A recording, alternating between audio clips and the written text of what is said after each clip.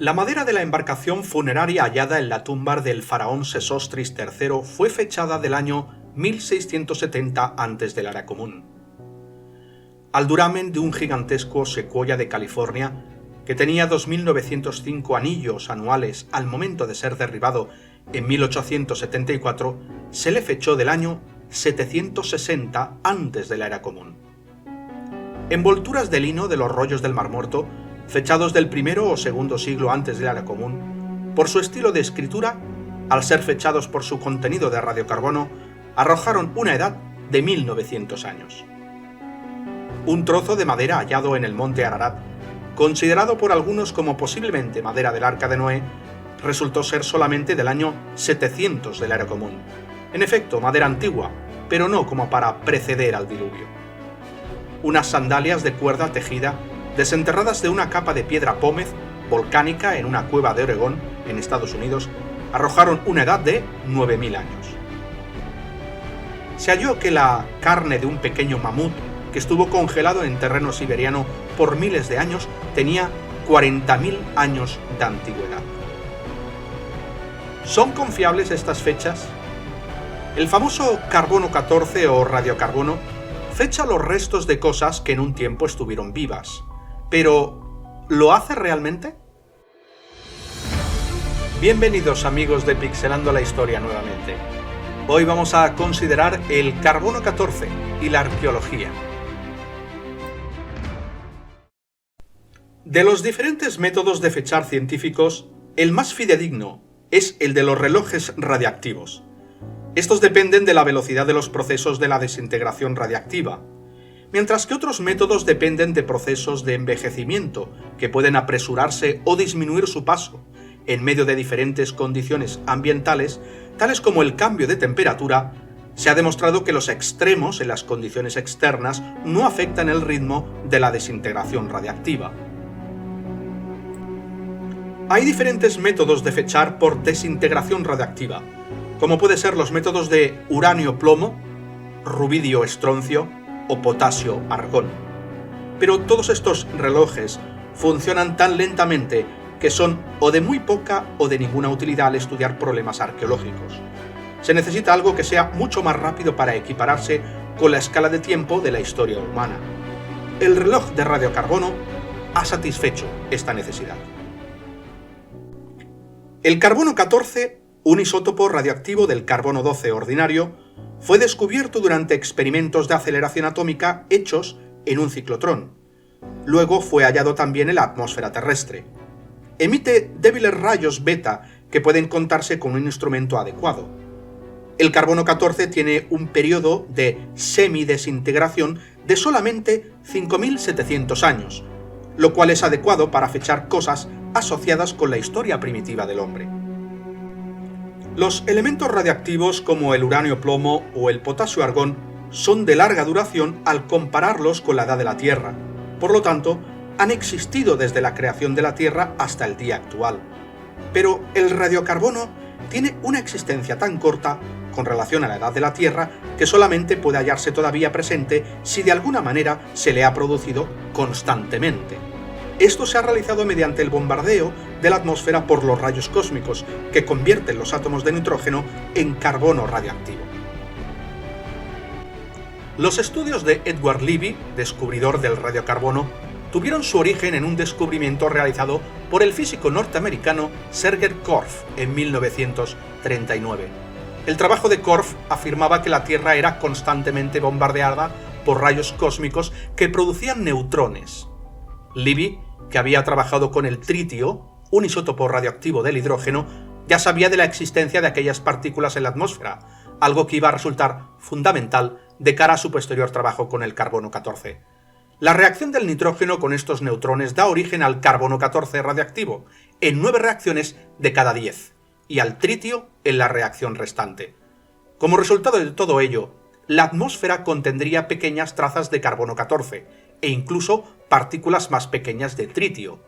De este modo, Leavy dedujo que el carbono 14 radiactivo que se crea en la atmósfera, debido a los rayos cósmicos, penetraría en todos los tejidos vivos, sirviéndose para ello del anhídrido carbónico, que sería absorbido en primer lugar por las plantas y transmitido posteriormente a todos los animales del planeta. Cuando los seres vivos mueren, esta concentración de radiocarbono comienza a decaer a un ritmo determinado que Libby estimó en un torno a un 50% por cada 5.568 años a 5.700 años. Este carbono es usado en la forma de dióxido de carbono por las plantas en el proceso de fotosíntesis y se convierte en toda clase de compuestos orgánicos en las células vivas. Los animales y los humanos consumen el tejido vegetal, de modo que todo lo que vive llega a contener radiocarbono en la misma proporción en que se encuentra en el aire. Mientras un organismo continúe vivo, el radiocarbono que hay en él y que se desintegra se repone mediante el nuevo carbono que entra. Pero cuando un árbol o un animal muere, se corta el suministro de radiocarbono fresco y su nivel de radiocarbono comienza a bajar. Si un trozo de carbón vegetal o de hueso animal se preserva por 5.700 años, queda con solo la mitad del radiocarbono que tuvo cuando estuvo vivo. Por lo tanto, en principio, si medimos la proporción de carbono 14 que queda en algo que tuvo vida, podemos decir por cuánto tiempo ha estado muerto. El método de radiocarbono puede aplicarse a una amplia variedad de cosas de origen orgánico. Por este método se han fechado muchos miles de muestras como madera, papiro, huesos, etc.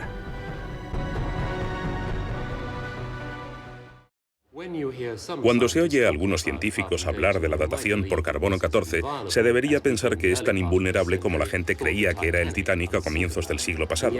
Pero aquí tenemos un ejemplo de las discrepancias que puede haber. Esto es un britano primitivo muerto durante un ritual. Fue sacrificado y su cuerpo se conserva en turba. Lo descubrieron hace pocos años, pero los resultados de los tests mediante carbono 14 varían en 800 años entre un laboratorio y otro. Entonces, ¿puede o no el carbono 14 dar falsos resultados? El reloj de radiocarbono lucía muy simple y claro cuando empezó a demostrarse su uso, pero ahora se reconoce que se pueden cometer muchos errores con él. Se celebró en Uppsala alrededor de los años 70, en Suecia, una conferencia sobre cronología con base en el radiocarbono y en otros métodos de datación relacionados. Las discusiones que hubo allí entre los químicos que usan este método y los arqueólogos y geólogos que se valen de sus resultados sacaron a relucir una docena de fallas que pudieran invalidar las fechas. Desde entonces han pasado muchos años y poco se ha logrado en cuanto a remediar estas dificultades. Un problema que persiste ha sido el de asegurarse de que la muestra examinada no haya sido contaminada, ni por carbono moderno, vivo, ni por carbono antiguo, muerto. Por ejemplo, puede que una muestra de madera del duramen de un árbol viejo contenga savia viva, o si se ha extraído con un solvente orgánico, un hecho de petróleo muerto, es posible que quede algo del solvente en la porción analizada.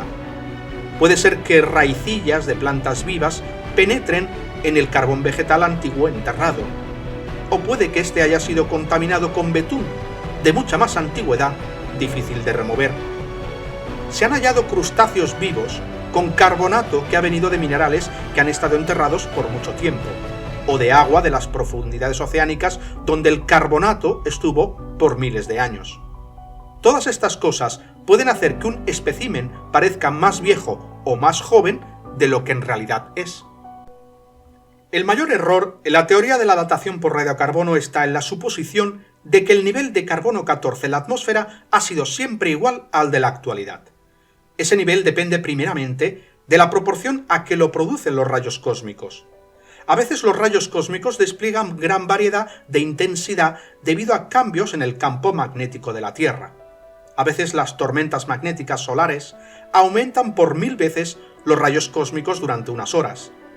En los milenios pasados, el campo magnético de la Tierra ha sido unas veces más débil y otras más fuerte. Y desde la explosión de las bombas nucleares, el nivel mundial de carbono 14 ha aumentado considerablemente. Por otra parte, la proporción es afectada por la cantidad de carbono estable en el aire.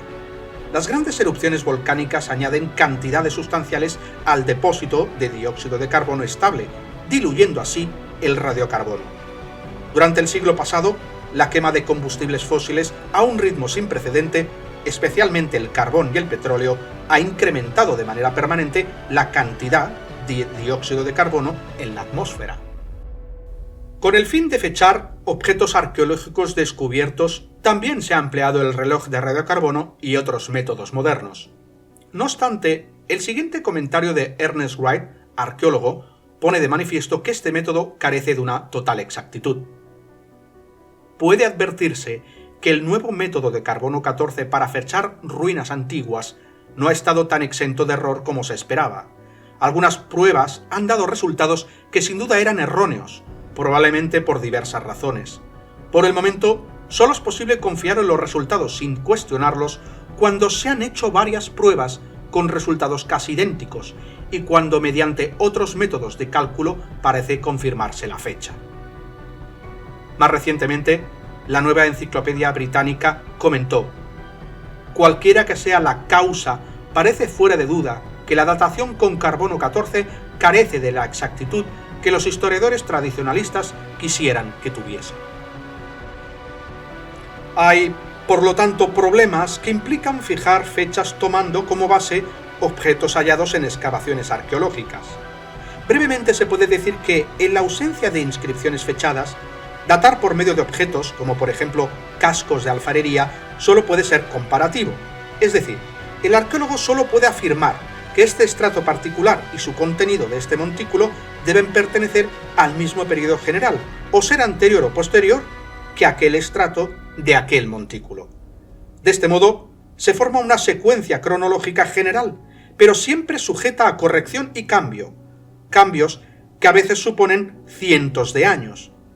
Por ejemplo, en 1937 el arqueólogo Barton dijo que cierta alfarería de principios de la Edad del Bronce pertenecía al periodo 2500-2000 a.C., mientras que al año siguiente Albrecht dio las fechas de 3200-2200 a.C. para el mismo periodo. Así que, como dijo Ernest Wright, en este campo es raro que podamos trabajar con seguridad. Hay que construir hipótesis que siempre poseen grados mayores o menores de probabilidad. Su certeza depende de la capacidad de los arqueólogos para interpretar y reunir una variedad de datos independientes, pero en cualquier momento nueva información puede hacer necesario cambiar una hipótesis dada o hacer que el erudito la exprese de modo algo diferente. Las conclusiones que se extraen de la mayor parte de las excavaciones dependen no solo del carbono 14, sino del razonamiento deductivo e inductivo de los investigadores, quienes, al igual que los detectives, reúnen las pruebas en las que se basan para apoyar unas conclusiones. Aún hoy día, aunque los detectives descubran y reúnan una cantidad impresionante de prueba circunstancial y material, cualquier caso fundado tan solo en dicha prueba, pero que carezca de testigos presenciales dignos de crédito, sería considerado muy débil si se presentara ante un tribunal. Cuando las sentencias solo se han basado en este tipo de prueba, se han cometido injusticias y errores graves. Por consiguiente, es razonable esperar que sea más probable incurrir en este error cuando entre la investigación y el acontecimiento han transcurrido 2 o 3 mil años. El arqueólogo Richard Atkinson trazó un paralelo similar al decir: no puedo por menos que imaginar lo difícil que les resultaría a los arqueólogos del futuro la tarea de reconstruir el dogma, el ritual y la doctrina de las iglesias cristianas solo a partir de las ruinas de los edificios eclesiásticos, sin la ayuda de algún documento escrito o inscripción. Nos hallamos, por lo tanto, ante una situación paradójica para la arqueología, siendo el único método que el hombre tiene, en ausencia de registros escritos, de investigar su pasado, se convierte gradualmente en un medio de estudio impráctico al aproximarse a los aspectos de la vida más específicamente humanos. Pero el que a los arqueólogos no les sea posible presentar el pasado antiguo más que con una exactitud aproximada no es el único problema. A pesar de su deseo de mantener un punto de vista puramente objetivo al estudiar las pruebas que desentierran, están, al igual que otros científicos, sujetos a las debilidades humanas, así como a las inclinaciones y ambiciones personales, lo que puede llevarlos a un razonamiento equivocado. El profesor Albrecht menciona este inconveniente en el siguiente comentario. Por otra parte, hay peligro en buscar nuevos descubrimientos y novedosos puntos de vista, hasta el grado de menospreciar unas obras más antiguas que tienen más valor. Esto es particularmente cierto en campos como el de la arqueología y la geografía bíblica, en donde el dominio de los instrumentos y métodos de investigación es tan arduo que siempre existe la tentación de descuidar un método preciso, sustituyéndole con hábiles combinaciones y brillantes suposiciones una obra más lenta y sistemática. Si es difícil a falta de pruebas datar por medio del carbono 14 la arqueología, no lo es menos en el mundo de la paleontología y geología. Los paleontólogos han tratado de copiar el éxito de los geólogos datando rocas de solo unos pocos millones de años. Creen que algunos de sus fósiles pudieran ser fechados dentro de esas edades. Lástima que para ellos el reloj de potasio-argón no funcione tan bien.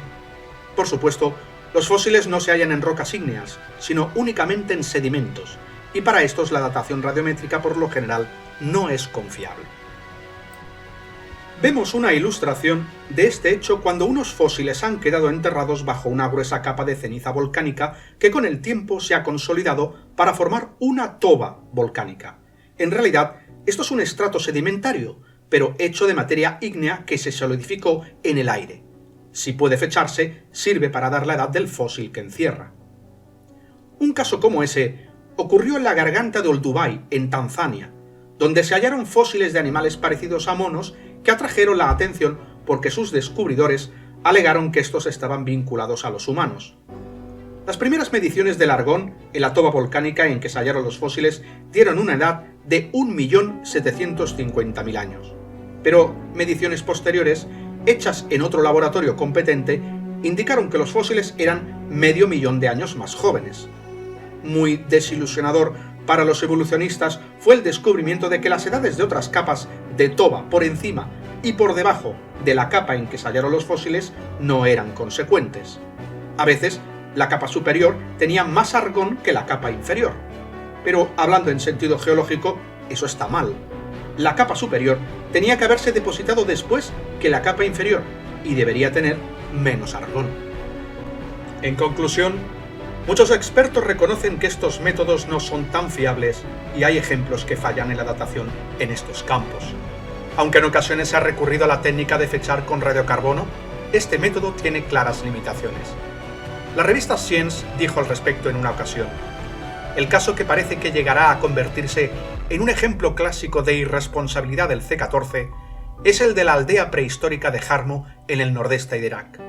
Se han atribuido 11 diferentes fechas a esta aldea, con una diferencia máxima entre ellas de 6.000 años, mientras que sobre la base de todos los indicios arqueológicos no fue ocupada por más de 500 años consecutivos.